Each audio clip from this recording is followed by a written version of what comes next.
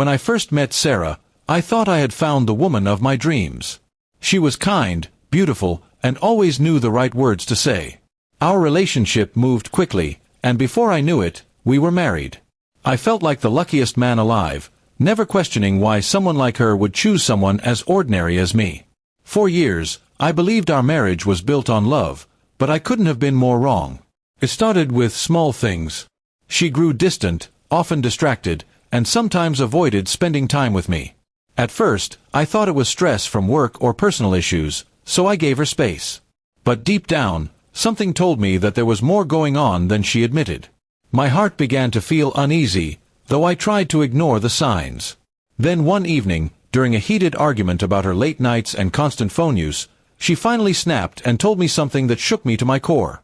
She said, "I only married you because I had no other choice.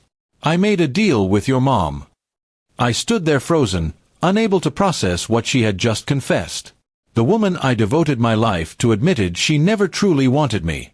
I asked her to explain, and she coldly told me the truth. Years ago, before our marriage, she was facing financial problems and social pressure. My mother, who always wanted me to settle down, offered her support if she agreed to marry me.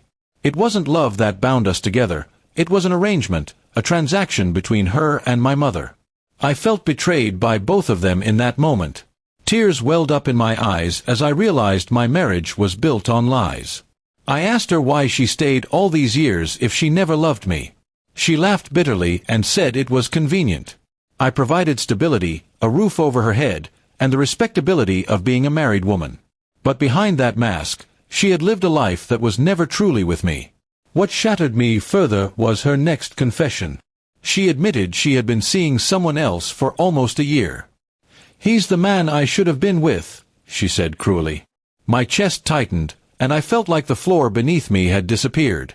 Not only was my marriage fake, but I was also the fool who trusted her blindly while she betrayed me.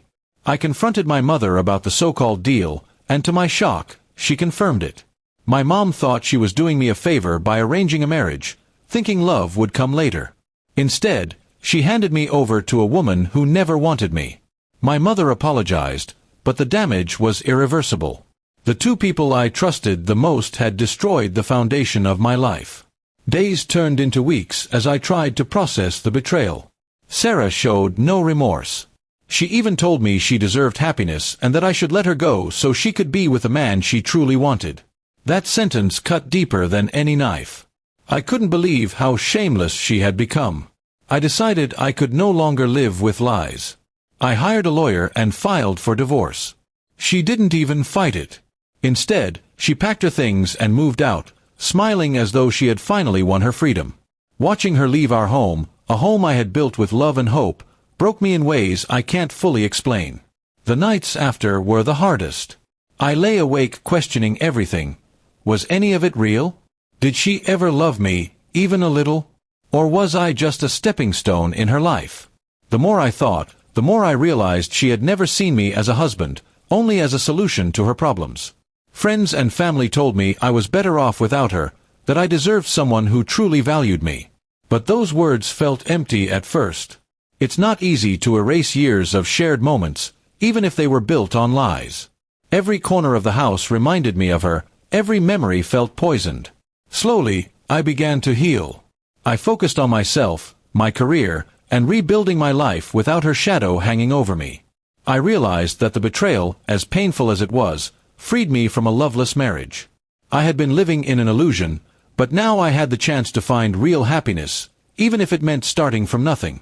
Sarah tried to contact me once after the divorce, claiming she made a mistake. But by then, my heart was too scarred to believe a single word from her mouth. I told her to never reach out again and blocked her number. For the first time in years, I felt like I had control over my own life.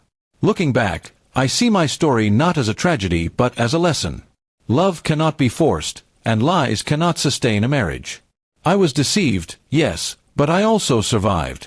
And someday, I believe I'll find someone who chooses me, not out of desperation, not because of a deal, but because of love. Even if it takes time, I'll wait. Because this time, I won't settle for anything less than the truth.